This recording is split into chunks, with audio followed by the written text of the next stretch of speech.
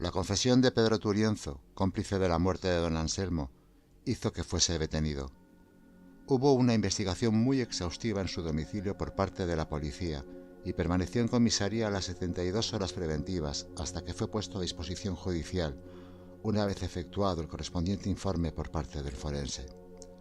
Poco tiempo después se celebraba el juicio en la audiencia de Ciudad Real, donde fueron citados para ser testigos de la causa Gustavo, el hermano de don Anselmo, el hijo de Gustavo, actual propietario de la farmacia, Charo, prometida del acusado, Fermín, párroco de la única iglesia del pueblo, así como Raimunda, hermana de Pedro.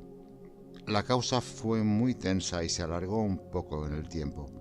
Ninguno de los testigos que declararon podían imaginar que detrás de aquel hombre, que siempre los había atendido de forma tan educada y familiar, se escondiera un asesino capaz de quitarle la vida al viejo farmacéutico, por muy trastornado que ya estuviese a causa del Alzheimer. Por todo lo expuesto en el juicio y a pesar de la buena defensa que Pedro tuvo por parte de un gran abogado madrileño, recomendado por su querida Charo, la sentencia fue inapelable. 3 años de prisión en el centro penitenciario de Herrera de la Mancha, donde debía ingresar de forma inmediata. A Pedro le asignaron la celda 325, junto a un cordobés llamado Cristóbal. Había matado a su mujer cuando la sorprendió en su casa acostada con un antiguo amigo de ella. De eso hacía ya más de 2 años. Puede que aquel acoplamiento del nuevo compañero de celda fuese un premio para él. Desde un principio hizo muy buenas migas con el andaluz, que además de chistoso, se le veía una buena persona. Una vez que entrabas en aquellas celdas, tu personalidad se iba a tomar viento fresco, dejabas de ser tú y empezabas a ser un número anotado en la ficha de ingreso.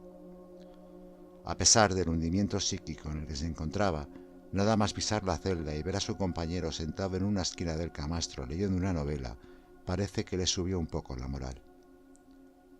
«Hola, ¿eres el nuevo?», preguntó el andaluz con acento muy cerrado. «Soy Cristóbal», dijo mientras se levantaba y le daba la mano.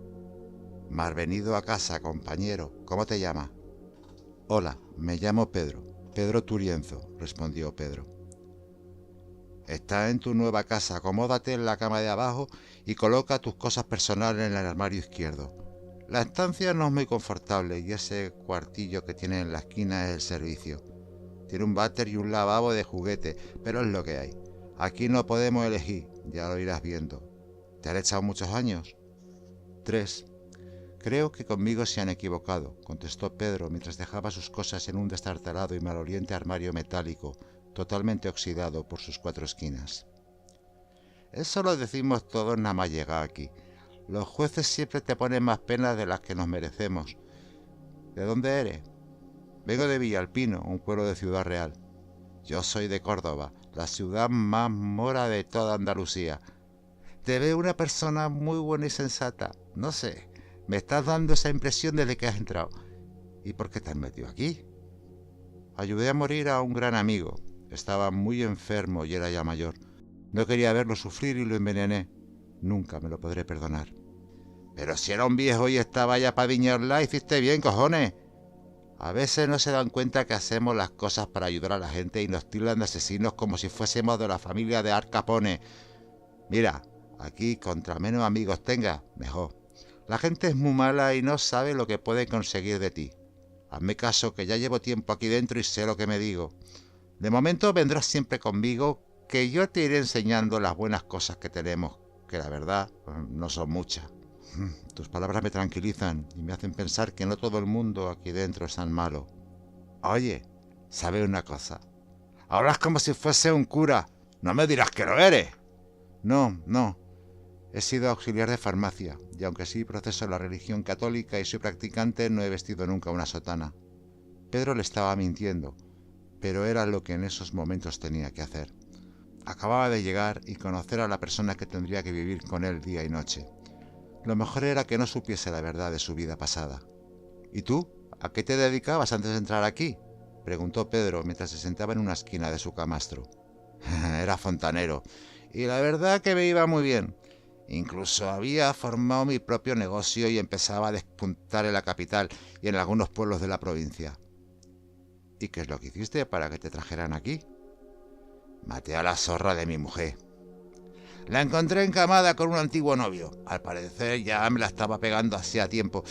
Ese día le dije que tenía que ir a Priego a la reparación de una fábrica, pero cuando ya estábamos mis dos compañeros y yo en la furgoneta para emprender camino al pueblo, nos avisaron que no fuésemos porque al dueño se le había muerto un hermano y que ya iríamos al día siguiente. Aproveché esa circunstancia y le dije a mis trabajadores que estaba cansado y que me tomaba el día libre. Aparecí a las 10 de la mañana en casa y me encontré con el potaje.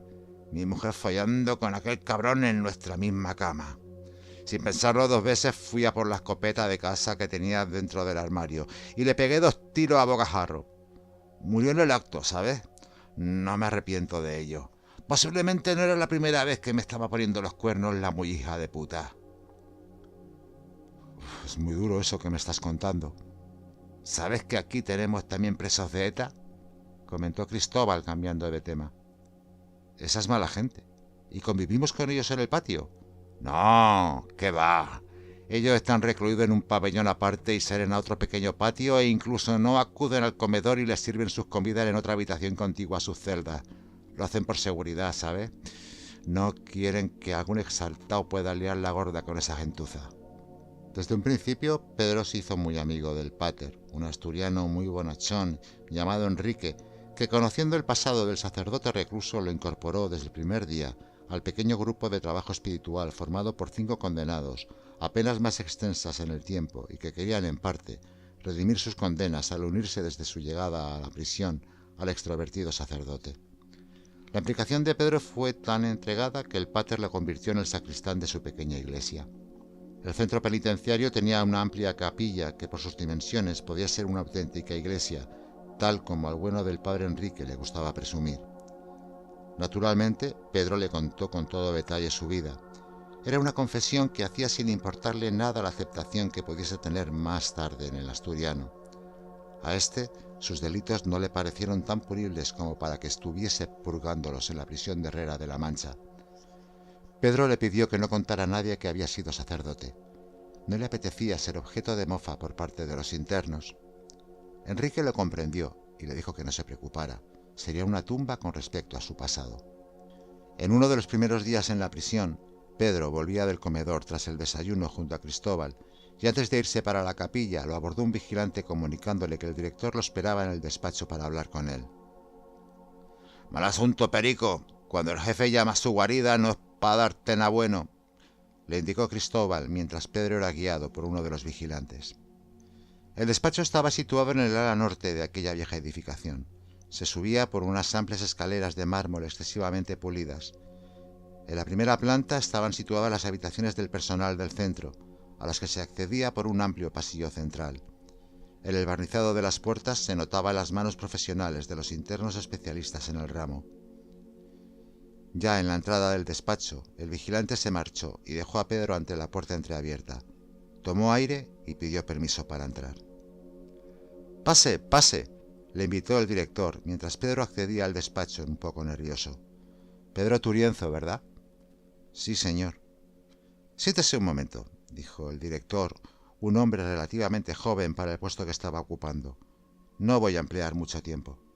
«Usted dirá». «Me llamo Andrés Azpitarte y soy el director de este establecimiento penitenciario. De ahora en adelante llámeme por mi nombre». Hizo una pequeña pausa y continuó. «He estado revisando su historial y expediente y veo que fue usted cura antes de ser mancebo. ¿Me equivoco?»